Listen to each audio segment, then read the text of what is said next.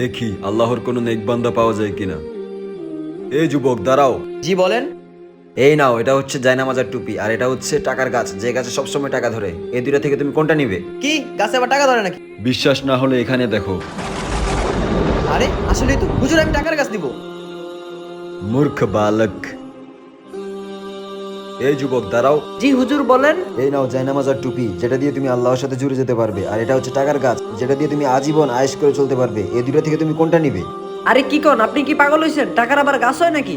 বিশ্বাস হচ্ছে না তোমার? এই দেখো। আরে সত্যিও তো টাকার গাছ।